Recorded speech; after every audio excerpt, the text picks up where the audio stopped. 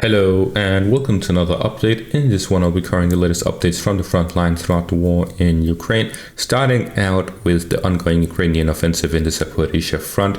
Here we see the latest report that the Ukrainian forces continuously sent armored columns day after day, trying to break through the Russian defenses by Robotyne. And in the latest one, the Ukrainian forces sent another tank column, and included in that tank column are Leopard tanks, and of which one Leopard tank was a minesweep and one Leopard tank got stuck and was finished off by artillery. So two Leopard tanks were lost according to pro-Russian sources. So far there is no video evidence to corroborate these claims. So as I've mentioned earlier, when it comes to losses, I only take into account what is visually seen. Although these are reliable sources that I've used through many months, there is still some doubt as to whether or not this is true, and until I am sure of that, I will not report it as fact, but I will mention it as it is likely to be true. And in that regard, we have US Chief of Staff Milley, where he released a statement where he is quoted to be saying, "Ukraine's problem is minefields, not lack of aviation. The international coalition has prepared 17 battle group brigades for Ukraine's counteroffensive, including more than 63,000 soldiers." General Milley, chairman of the Joint Chief of Staff, also said the Russians have had time to prepare their defenses and are facing a number of challenges, including inadequate training and equipment, and additional unrest caused by Prigozhin's rebellion. "In my opinion, this is far from a failure," Milley said of the ensuing counteroffensive. "It is too early to draw such conclusions. It will be a long time, it will be hard, it will be bloody." So there's many things I have to touch upon in this statement. First off, Ukraine's problem is minefields, not lack of aviation. I disagree. It is both. He's essentially stating here that if there were no minefields, then Ukraine could have successfully launched its offensive and gained everything in easy, no problem. But that is completely false. Of course, the minefields are a huge setback for the Ukrainian forces, but there is no scenario where there wouldn't be any minefields, and they knew this. This is why there's so many mine-crawling vehicles. However, they have not adequately supplied Ukraine with enough firepower and enough equipment to take care of these mines, which is why we are seeing them having issues. And the lack of aviation also is a huge player into the Ukraine's lack of success, due to the fact that the Russians are essentially freely using their own air force, because the Ukrainians do not have the adequate air defense nor their own aviation to stop that. So here he's essentially justifying not sending F-16 fighter jets to Ukraine by saying that's not going to make a difference anyways. Then we go to the 17 battle group brigades, more than 63,000 soldiers. So essentially, if we say each of the 17 have 4,000 soldiers, that is 68,000 soldiers. That's more than 63,000. But we could also say, okay, a few of these brigades do not have full capacity. Maybe 63,000 is more accurate. Sure, let's go with that. According to the article that I covered a few videos ago, the Ukrainian losses are 30% of this force, which would number 20,000 soldiers. That is a huge loss. And if that is accurate, we have to think that the fact that they were covering lost equipment, so the numbers could differentiate. Well, then again, they changed their tactics to be more infantry focused, so it could still be true. But essentially, 20,000 Ukrainian soldiers killed and wounded, missing, taken prisoner, and so on, in just 1 month. That is a huge casualty toll on the Ukrainian forces. The Russians have had time to repair their defenses. Obviously, they have been preparing since winter of last year, and the Ukrainians just allowed them to. They took way too long to build up their offensive power. This is in parts due to the Western lack of commitment, that they are not sending the equipment on time. According to the leaked documents from the Pentagon, there is essentially a huge delay with much of the equipment, which is why the offensive kept being delayed. The Ukrainian chief of staff already announced in May that everything was prepared, but they were lacking some of the equipment shipments. The same was said in April. So essentially it kept being delayed, which allowed the Russians to just fortify their positions further and further, which is why they are much stronger in comparison due to the continuous delays of the Ukrainian forces due to the West not living up to their promises. Then he says, in my opinion, this is far from failure. It is too early to draw such conclusions. I agree with this. It is too early to draw a conclusion as to how the whole offensive will go, but it is necessary to prepare for both situations. And so far, it is pointing towards being a failure. I'm not concluding it as a failure, but it is in that direction, considering they have lost 30% of their forces. Yet, they are still not at the first line of defense. That is a failure in and of itself. But the whole operation is not a failure yet, because the Ukrainian forces still have 70%. However, it is pointing towards a failure, because if 30% is not enough to reach the first line of defense, then how much can 70% take them? And that is what the main topic of this video will be. But moving on to further developments on the front line, we have to take a look at the developments by the south of Bakhmut, where here the Ukrainian forces have managed a significant advance. And this significant advance is essentially taking control of all the heights northwest and southwest of the village, which essentially means that the village can be considered under Ukrainian control, because this whole village is located in a valley. The Russian positions are now on the eastern part, which are essentially also some hills, which is why this is considered a valley, because there's hills to the west and to the east of the village, which leaves it in the low ground isolated from the other positions. So with this development, which was reported on by a Deep State map, if we take a look at its topographic map, we can see here the difference.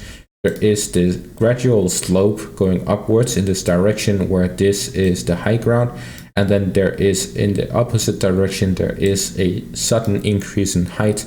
This is different from each other. Essentially, the Ukrainian forces do not have as much as a disadvantage advancing towards the Russian positions as the Russians would have launching a counterattack, as the Russian positions growth is in the height is a gradual one, while the Ukrainian is a sudden one. This essentially means that the high ground that the Ukrainians are in control of are much more important than that of the Russian ones, combined with the fact that they have the fortifications of this area right here, the trench network to the north of the village, as well as here to the southwest of the village.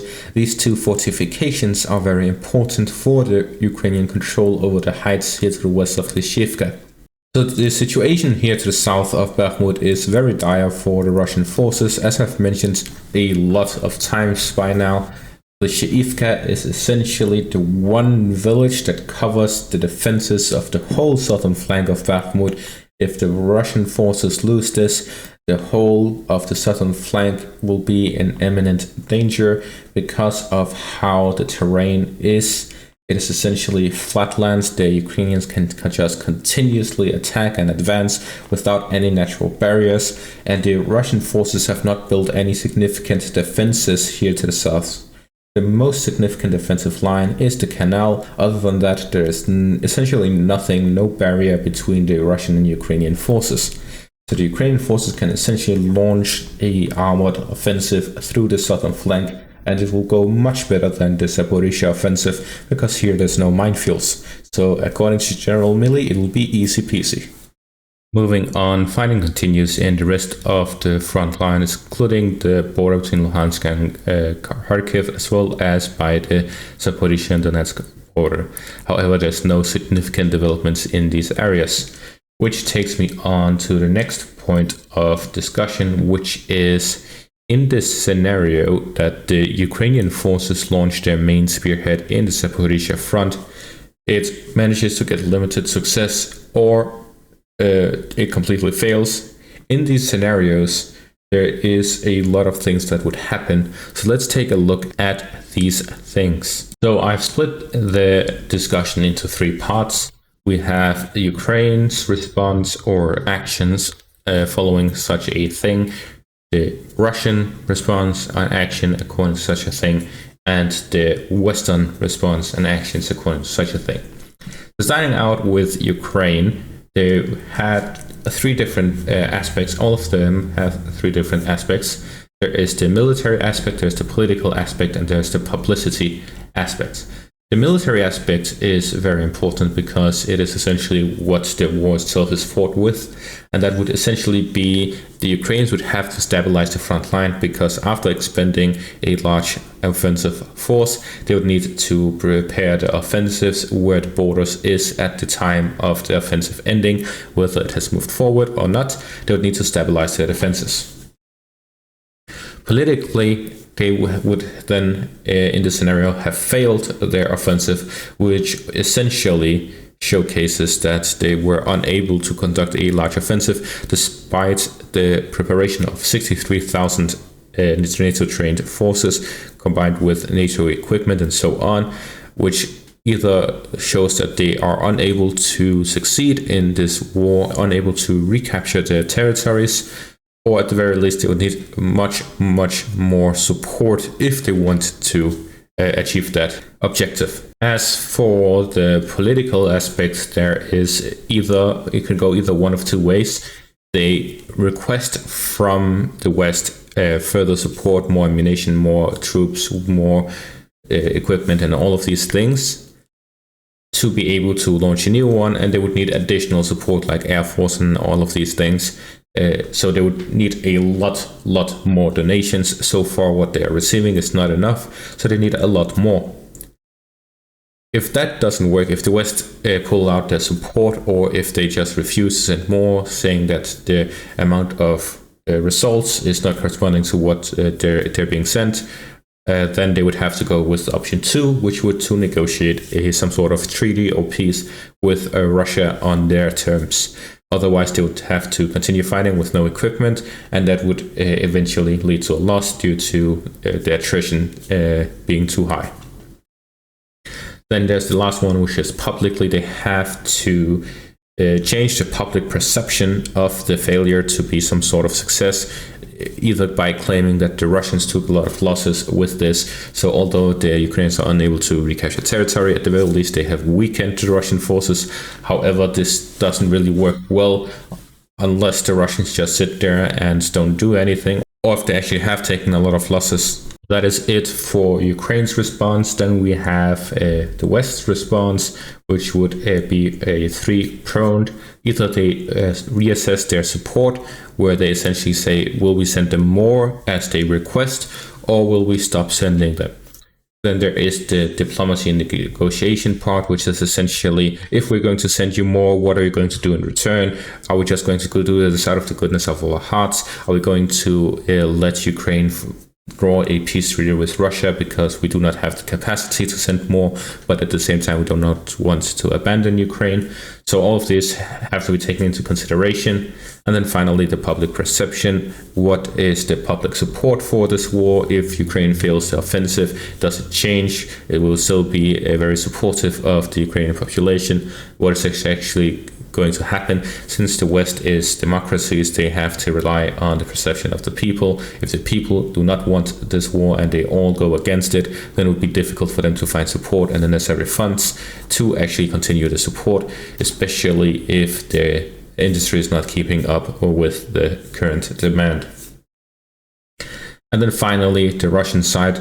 If they manage to hold back the Ukrainian offensive, with the Ukrainians having little to no gains and taking a lot of losses in comparison to the Russian forces, that is where we see the 100,000 troops and the 900 tanks in Luhansk, as well as the buildup of Wagner troops in Belarus. If the Ukrainian forces fail in their offensive, the Russian forces can capitalize on that and be able to launch a counterattack, where they essentially either push back in Zaporizhia or launch their own offensives in the Luhansk or in the Belarus direction, trying to essentially capitalize on this victory and take further advances, whether it be in the territory, cutting off Ukrainian troops, whichever it is. Essentially, they will start heavy offensive operations in comparison to what they've been doing in the past months.